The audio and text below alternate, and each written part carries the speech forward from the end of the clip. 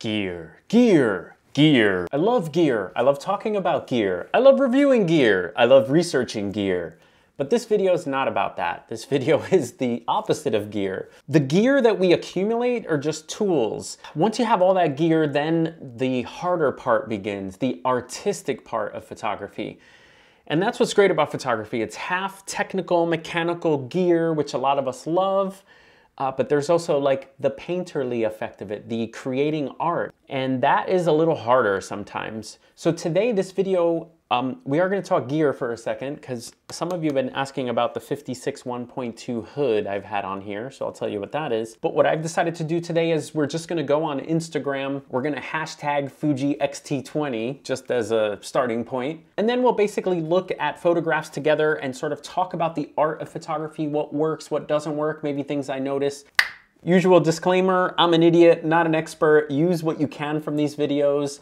The goal is really to help you learn, basically help anyone in distress. Who else does that? We're here with Soups today. Anyway, back to gear. The 56 1.2, there's a couple of things you could do to protect your lenses. Some people put polarizing filters on, some people put large lens hoods on there, but I don't like large. Oh, as you can hear, it's metal. Okay, this is what the 56 1.2 looks like naked. And it's a nice size, you know, very nice. It's a little heavy, that lens. But I decided to get this $10 metal lens hood to put on here. And it screws on, it basically makes your lens about 2 centimeters larger. And it gives you a little protection on the glass without, I don't like putting filters on my lenses. I like them to be clean the way Fuji intended. But I'll link this guy up. All right. Let's look at some pictures. All right, guys, here's my Instagram if you ever need it. It's Gonzalez. So let's just do a simple search here of Fuji X-T20. We'll search the tags. Nice, nice. Okay, 74,000 posts. We're gonna go through every single picture. Let's do, I really don't wanna do a photo critique in the way where, you know, like if I'm high and mighty and critiquing other photos, but I'll tell you things that I like, don't like, notice. So kind of like a critique. Nice shot. You got a little bit of sun flare here. This is a really tough shot for your camera because your camera is trying, it only has so much dynamic range. And so everything in the shadows over here kind of, you know, goes away. So think about that if you're taking pictures. Maybe Roger here didn't care about, ooh, that's pretty. It looks like there's 2 suns, Star Wars style. Love that. Love the, the thing I'm thinking about in this picture is the best times to go out and shoot are sunrise and sunset. You get the prettiest light. And this is what's known as golden hour. Oh, golden hour in Russia. Very cool. I like this little frame here that the sun was framed by this tree and this tree. So that works for me. Nice. Okay. I don't like the writing on there. It's distracting, but I get it. You know, we're in an emoji world. Very cool. This person put the subject right in the sun. Just know if you're working with tough light like this, that if you put people in the shade, they'll be too dark and this stuff will be blown out. So very good job. This is like 2 exposures here. So nice job. I don't know if they brought the shadows up or anything, but definitely good dynamic range in that photograph. Very cool. Nice, good colors. Yellow and blue complement each other. So this works great with a little splash of red. Just super nice Fuji X-T20 photo. Oh, this is, okay. So this is an example of watch your backgrounds. So this person just did a snapshot. This is a snapshot, but it looks, you should just know your backgrounds. Like, you know, people are blending into one another. I don't know, this is a little, first of all, check it out. It looks like this is her legs. It takes someone a second to figure out that her legs are here. So when you first look at it really quick, it looks like she's got big hairy legs. Second, the dog looks like he's eating her heart out. Okay, so you don't want things going through people's bodies. So this is just a snapshot. Okay, but I love that they're using their Fuji X-T20. It says street photography, but it's on a beach. Oh, that's cute. This has to be the 56. Look at this, 50 millimeter. Nice. Very cool. This says it's in Germany. Great expression. Know that your subjects don't always need to be looking at the camera. The whole I'm here, look at me, you don't need that every time. So you can have your subjects looking away and you get really interesting pictures. So I love that about this. Colors, fantastic. Background bokeh is beautiful. Just she's beautiful, so nice. Great shot. Oh, I should like the ones I like. Bam. Fashion, Fuji X-T20. I know the bearded photog. Awesome. I follow him, he follows me. Great shot, beautiful. Let's see what lens he used. There's nothing there, but it looks like a portrait lens. This is post-processed, just great. I like how that he used framing. You see how her arm is sort of framing her face, and so is her hair. I would like to see this eye a little bit more, but great light. And if you want to really light up your subjects well, just light them straight on like this. Good shadow underneath the chin there. Bam! I like that. Just know that your photographs are a little better if there's a subject of some kind. So there's just too busy up here. I think if there was just the woman with the red hat and no one else, it would be like intriguing. You would think about the woman with the red hat, but there's just like way too many people. Of course, tourists are everywhere in Rome. Flyaways. This is a nightmare for me. I'm always trying to get rid of flyaways in Facebook, in Photoshop. So, ooh, night photography with the Fuji X-T20. I love this. Beautiful. I love that they thought about the lights here going into the distance. That gives you depth in the picture. There are subjects to look at. It's pleasant. I like the black and white at night. Is great. Yawning cat. Cool, Melissa. There's always, you got to have a picture of your cat. That's like the law. This is just too harsh of a light for your camera. So, I mean, it's kind of cool that you're seeing two different shades, but again, cameras have a hard time with dynamic range, getting the super brights and the super darks. And this is probably the hardest shot for your camera to get exposed properly. So, I would either, move the cat as it's yawning to the shade. Or you have to do some post-processing. Oh, the cutie, little baby. And I love it. John is trying out his new Fuji X-T20. Yes, I will follow John. Awesome. And I'll like it. Okay, a couple of suggestions for John. Light is everything here. I mean, first of all, if you have an expression, sometimes expression will always beat light. So the kid's got a cute expression. Who knows if he was crying 2 seconds after this, but the eyes are kind of dead. So if this picture was taken, in front of a large window, it would be a little bit more interesting, but cute kid, cute kid. Ooh, spices. Very nice. This is a tough shot because it's somewhere that has incandescent light. So the colors here are thrown off by the incandescent light. So I bet the real color, if you did some like color correction, this yellow and these reds would pop gorgeously, but they're getting kind of contaminated by the yellow light. But you're traveling, you're not going to bring out a gray card. But if you shot raw in this picture and you sort of like fixed it with this pot over here, use that white, I bet these colors would come back, Nice travel shot. Oh, that's pretty. Cool. I probably would have repositioned the camera. There's too much on the right side, the house, the water, and the kid, and not enough on this side. So maybe if the kid was here, you would see more balance in this photograph. Cool. I'll like that. Oh, nice bird shot. Fuji X-T20, seagull coming in. Just check your horizon here. Looks like it's a little slanted. What the heck is this? Fuji X-T20 capturing trash on the beach. So that's a little sad. What are you doing? Looking into the void. It looks, okay, the person's on a bench. Like the person who took this picture was probably just standing right up.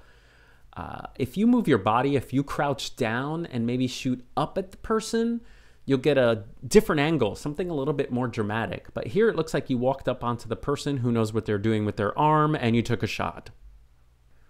Nice. I'm sure this crab was dead. Was this crab dead? Luciana, nice job. Good backlight. I like backlight more than front light. I'm going to like that. Ooh, interesting. I'm not a fan of the slant, but this totally works because it looks kind of like it's, I don't know, kind of looks like a medical ward or something. Cool kicks going on there. I like it. Bam. Fuji X-T20. Ooh, Not a fan. Oh, that's interesting. They put their object on a third. That's a great thing to do, is to use the rule of thirds and either long exposure or something. But this looks really pretty. It's very nice. Very nice. I like it. Ooh, this is really pretty. This you could print up right there. The people make this shot, believe it or not. If you take those people out, it's a good snapshot. But here, this gives a little bit of human interest. It gives a little size of scale. Like these rocks look a lot bigger. Love that. Love that. That's great. I like this. Now, most times, you know, putting your subject in the middle is not a good idea, but it works if you have leading lines. So you notice that this building has lines that go into the back of the photograph. Well, you can put your subject in the middle if there's leading lines. And I do that all the time. If there's an alleyway or if the person is in between two things, you can put them in the middle. And it's very cool. It kind of works. I mean, this guy looks cool. So, bam, 50mm Fuji X-T20. Beautiful, beautiful, beautiful shot. Give that a like. Okay, this is a little weird, but I'll like that. Fuji X-T20.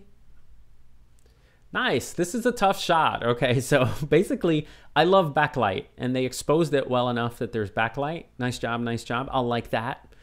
The only thing you need here is a reflector of some kind. Now, we don't walk around with reflectors if you're not working on a portrait session, but if you just had a reflector to bounce some light back in her face, bam, image beautiful.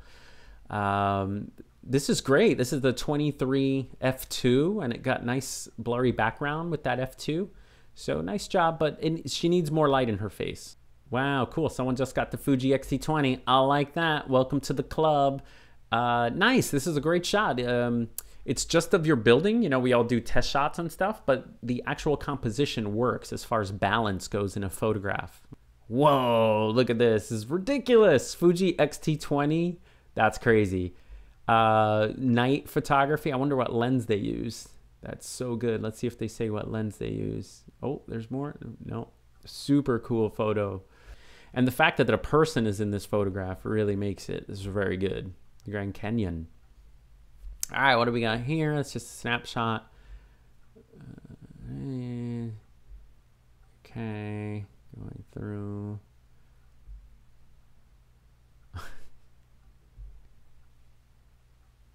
Whoa, check this out. The Louvre, Fuji X-T20.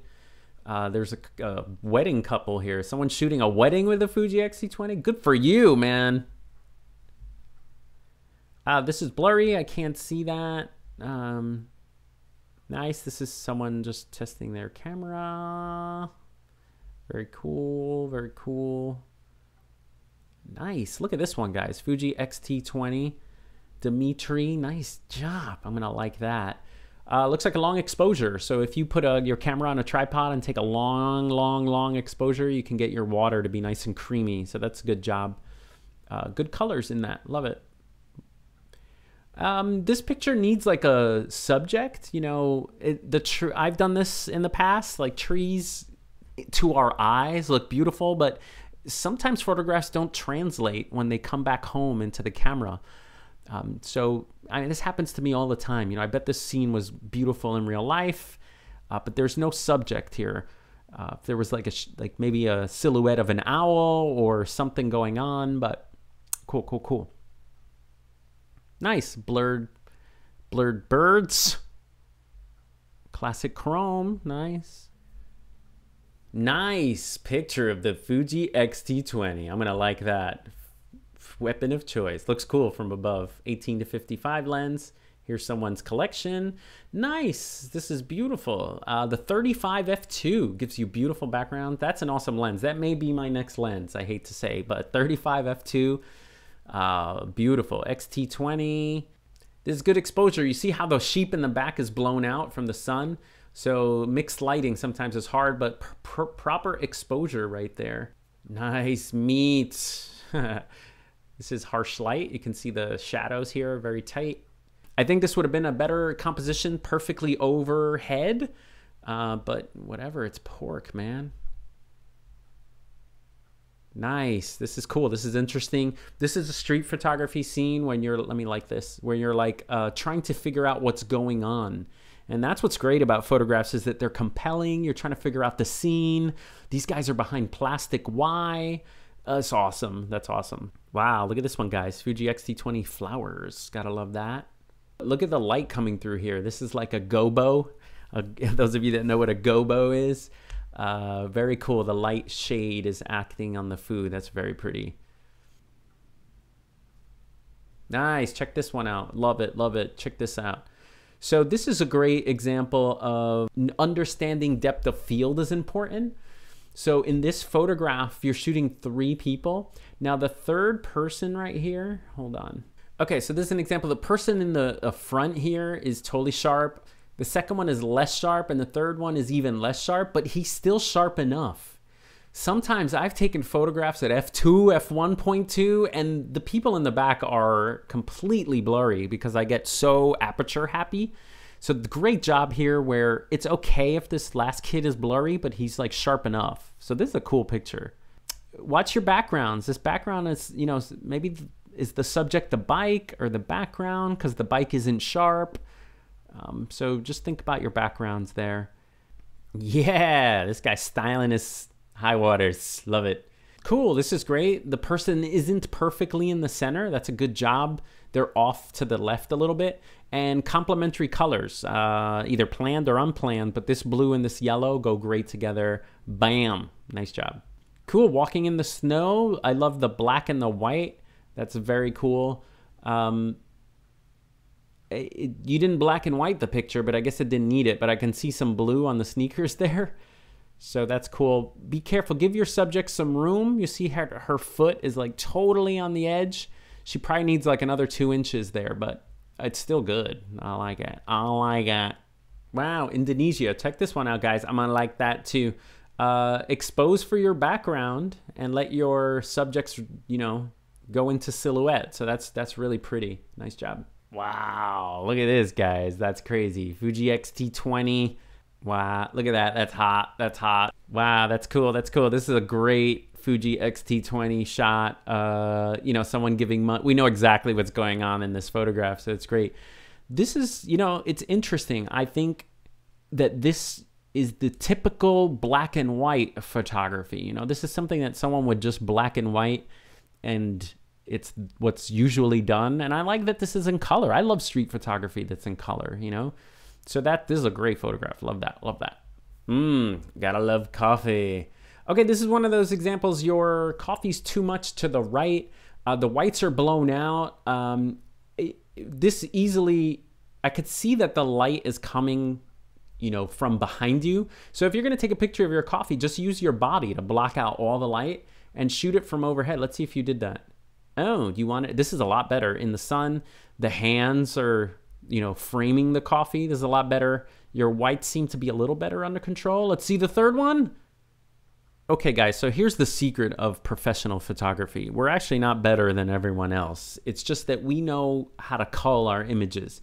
So for example, this person showed all 3 photographs. And you know what? Don't show all your work. Show the best of your work. So this second photo is a winner.